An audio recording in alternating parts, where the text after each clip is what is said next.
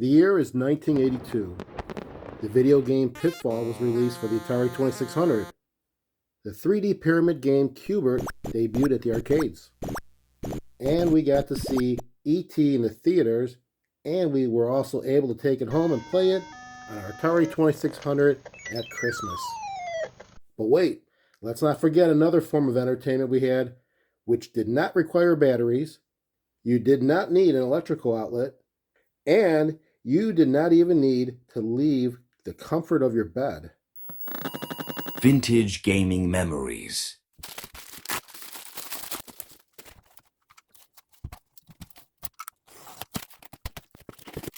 How could we forget Mad Magazine?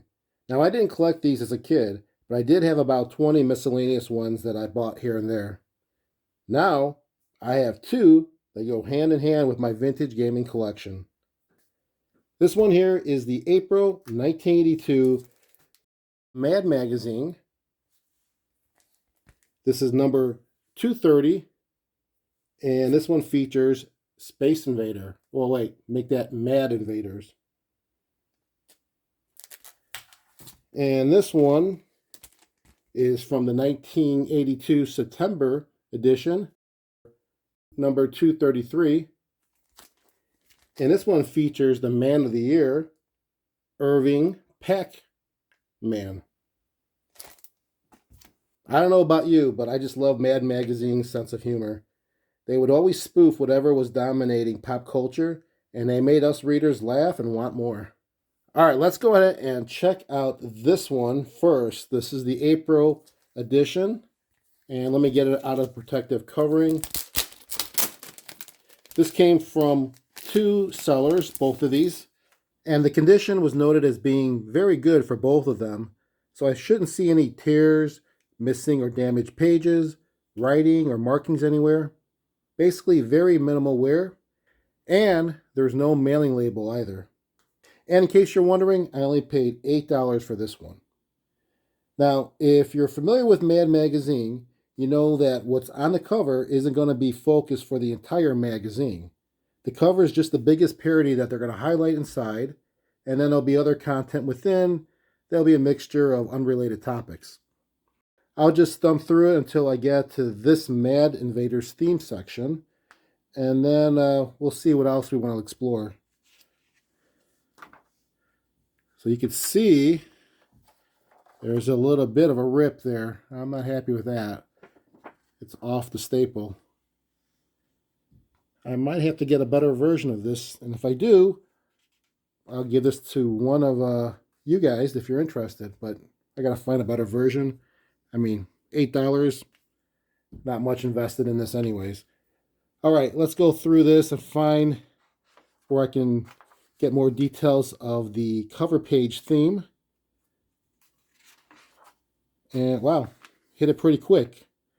It's on page 4. Well, here we have a satire of some games. This is called Video Games Based on Real Life. Let's see, we have a Walk, Don't Walk game. And just reading it and looking at it, it looks like you try to time it to cross the street and avoid getting hit. All right, I get that. We have the Maddening Subway Rush Hour game. And it looks like this one you're trying to get as many commuters in a subway car within 12 seconds. And I guess that's pretty relatable. Both of these are pretty relatable for big cities like New York and Chicago. I get that. And then on this page, we have the Insult the Intelligence TV commercial game. Let's see. This one-player game is programmed to fire TV commercials at the viewer's head. Players can move viewer's head up and down to protect himself. Every time TV commercial makes contact with the viewer's brain, one piece is destroyed and game scores a point. Every time brain successfully dodges a TV commercial, the viewer player scores a point. Well, that's pretty clear what the joke is. Basically stating that the TV commercials are making us viewers dumber, so you need to avoid them. I agree with that. And then the last one here is the nauseating Big City Doggy Do game. One player game against himself, two player, okay, blah, blah, blah, blah, blah. This is very familiar. It's just like a version of Frogger, but instead of avoiding vehicles, you're going to have to avoid dog droppings. So that's kind of funny. All right, let's see what else we have. We got some more games here. Wow, 6 more games. All right, let's see what the joke is for these. Starting with the top left, the frightening international terrorist game. Well, I know this was from 44 years ago, but I guess this could be applicable today with domestic terrorism too.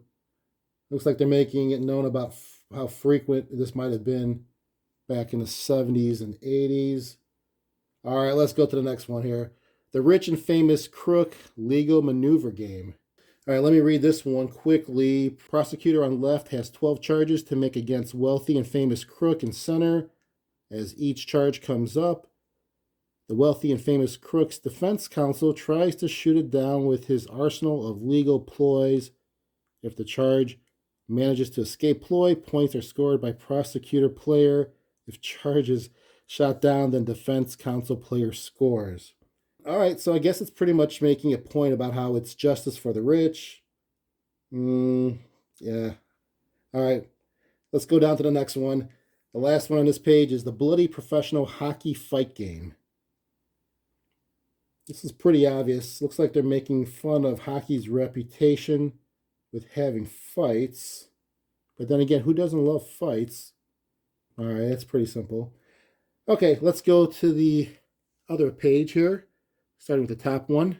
The Pathetic Guns versus Butter Budget game. All right, let me see if I can figure this one out. One player operates military establishment tank, while other player operates money budgeted for civilian needs.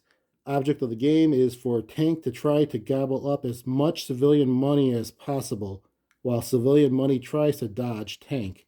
Every time tank misses, it grows smaller. Every time it hits, it grows larger. The survivor wins.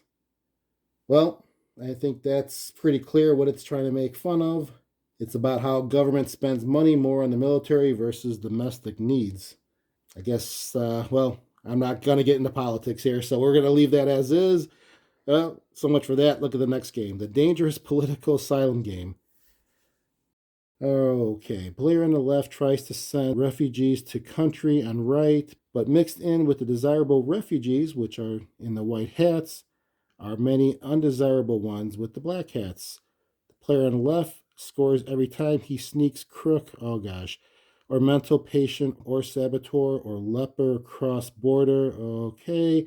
Player on right scores whenever he blocks undesirable refugee from entering. All right, next game, the piling up of the bull political game. At the sound of the buzzer, each politician opens his mouth and starts to throw the bull. All right, that's true. Naturally, each politician attempts to outdo his opponent as to how high he can pile the bull. The first one to hit the elected level wins. Yep, that's pretty true to today as well. Let's just continue through this magazine and see what else might be interesting. Well, wait, we have 3 more video games based on real life to look at. On top, we have the Fatal Smokers versus Non-Smokers game. So here, non-smoker tries to breathe in clean air while smoker attempts to shoot smoke into the non-smoker's lung cells. Well, this was during the time when smoking restrictions started to become enforced. I think we often forget that smoking was common in restaurants, in the office, and even on airplanes. But then the increasing awareness of secondhand smoke made it a health issue for more than just a smoker. This game turns the two sides into a competitive lung match. All right, the next one is the ridiculous television spin-off game. This looks pretty funny. One player is the greedy producer who tries to spin off a successful TV show into another by moving a character from the successful show into another TV screen. And then the other player tries to move the TV screen so that the character doesn't get moved into that screen. I get the hang of that. This is obviously making fun of the many spin-offs that we saw in the 70s and 80s. There was All in the Family that spawned the sitcoms The Jeffersons and Maude. And then how could we forget Happy Days? That produced Laverne and Shirley and Mork and Mindy. And then we have the bottom one, which is the Tragic Great American Divorce Game. Let's see here. One player is the ex-wife, and objectives to get all that she can from the ex-husband. And the other player, the ex-husband, tries to grab it back. Who ends up with the most wins, but really in reality, the children lose. This is sad but true. Divorce can be ugly, and I guess it was really picking up back in the 80s. Okay, let's continue on. I am going to try and not stop on every page, or else we'll be making a 2-hour video. There's some cool stuff in here, actually.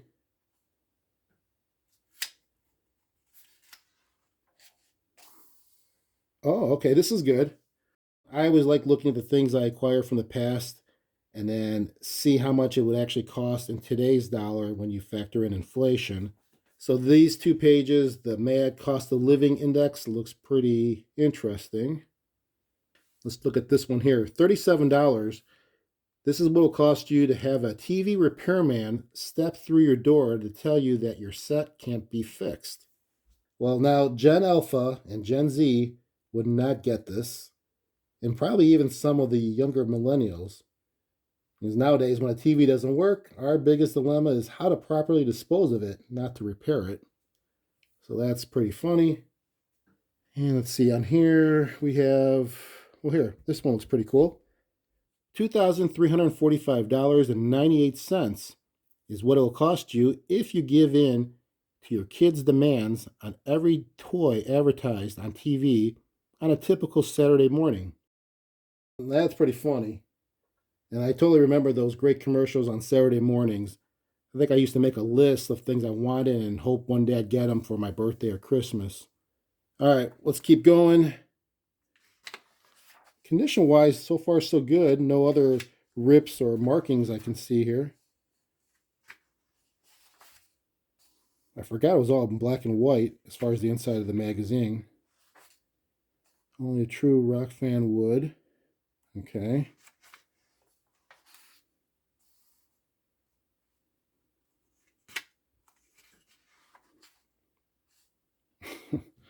What is it? Okay, well, so what do we have here? A model majority glossary of terms.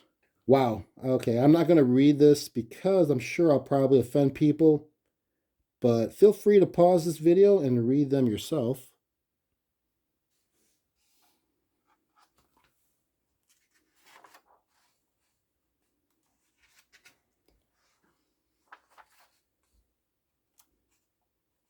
Wow, this is pretty deep.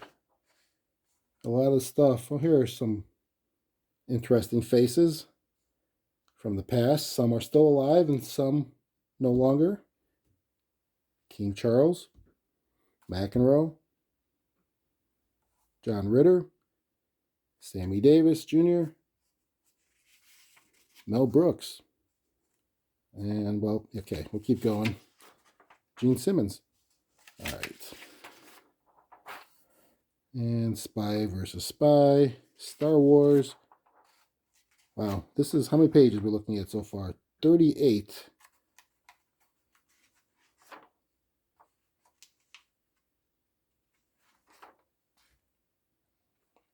Soap opera, General Hospital, but it's called Degenerate Hospital. Pretty funny.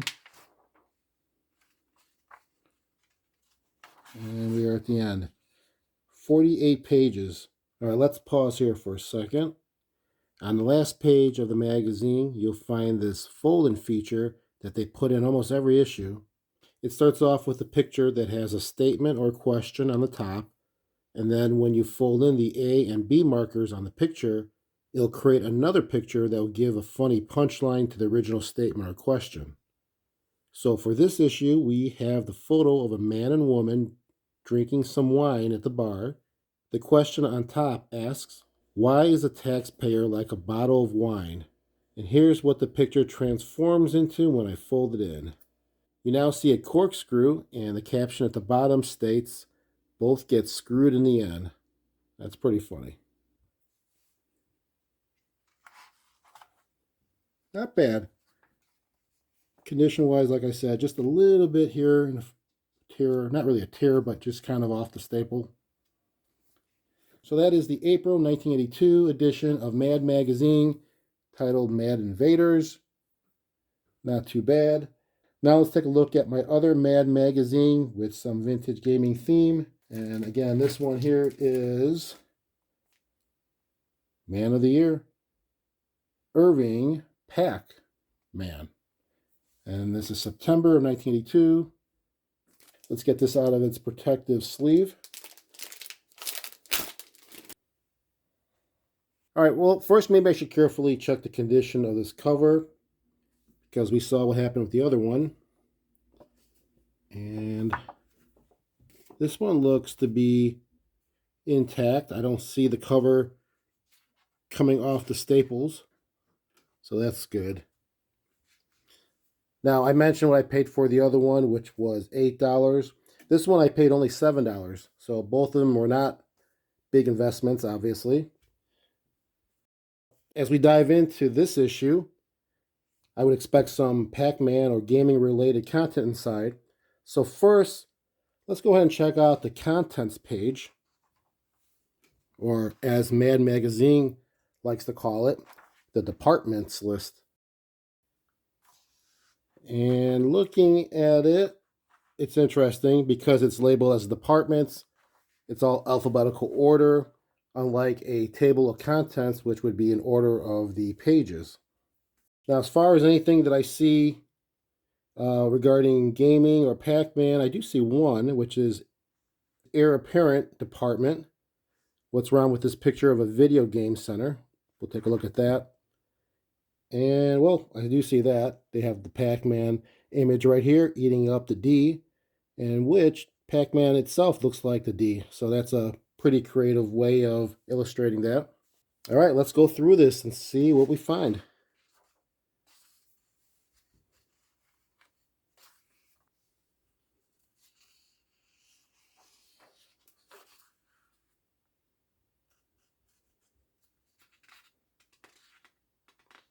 Right away, I can just tell you, 2 pages in, I can see a theme that's happening. You have Pac-Man making a cameo. There's the Pac-Man image right there. And then the previous page, I just saw Pac-Man. Where was that? It was right here. So that's, and over here. Pretty creative. And right here. I wonder if it's going to be every page. Sort of like the Where's Waldo, but where's Pac-Man?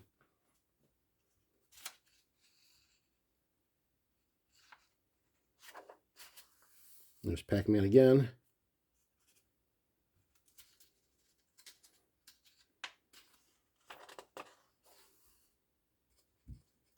Pac-Man up there. I won't call it out for every page, but you can see it yourself, I'm sure. Pac-Man there. Pac-Man there. All right, let's really look at the content more than the Pac-Man itself. UFOs. I want to see that video game reference we saw in the departments list, which I think was on page 36 or 38. We're on 24 and 25.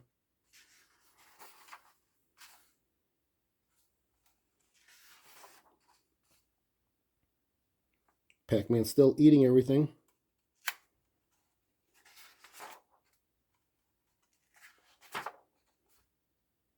Unless I missed it, I didn't see any reference to video gaming or Pac-Man yet.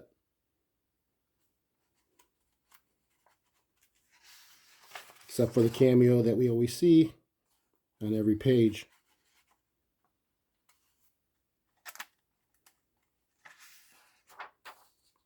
Oh, here it is. So this is on page 38. And this is, how many mistakes can you find in this picture? All right, well, it gives you the answers to the far right. And I do see Miss Pac-Man, number 16. The instructions for playing the game is clear and comprehensible. I guess the joke being that the game is so basic that instructions are really not necessary.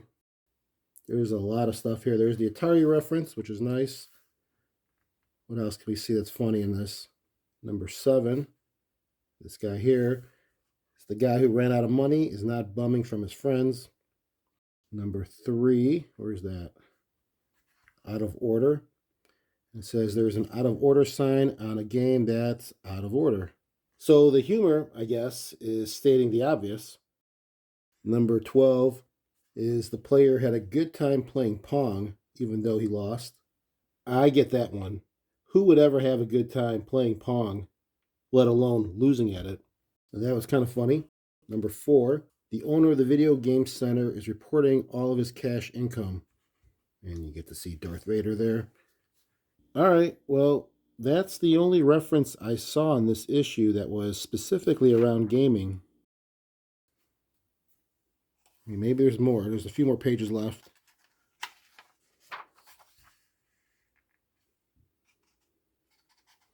Trying to be delicate with my page turning here so I don't tear any pages.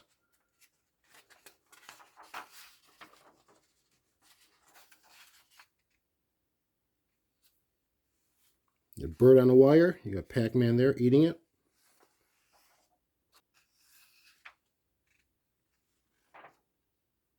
For this issue's fold-in feature, we have a princess and a frog chatting. And I'll just read this pretty quickly. Are you my long-lost prince, says the princess. No, I'm your ordinary, everyday talking frog. Did a witch cast you into this perfectly horrible role? No, I always dress in funky green tights to show off my shape. Shall I kiss your lips and free you from your torment? No, I like suffering the icy glaze of brutal winter in this filthy pond. All right, then. And then here is the picture when I fold it in. You see the princess in the distance saying, I hope you freeze your ... And then the frog now is a donkey, or otherwise known as a jackass or just ass. That's pretty funny. It's a good one. And that will be it. This one is in really good condition. And I like how it's pretty prominent of what it's focusing on. I like that. Now I'm going to put it in my own protective sleeve that I have, that I put all my magazines in. It's probably a little bit different than the ones the seller gave me with these magazines, but I'll get them situated and then I'll put them in my magazine rack. And then I can check that off my list to say that I now have the Mad Magazine issues from the 80s that had some reference to some vintage gaming memories of ours.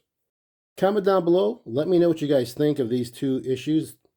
Let me know if that sparked any memories from your past, or maybe you still own these magazines or you collect them. This is the Mad Magazine April and September of 1982, featuring Mad Invaders, or Space Invaders, and the Man of the Year is Irving Pac-Man. Thanks again for watching. I really do appreciate your time. And remember, keep that gaming passion from the past alive by living it today. Take care, everyone.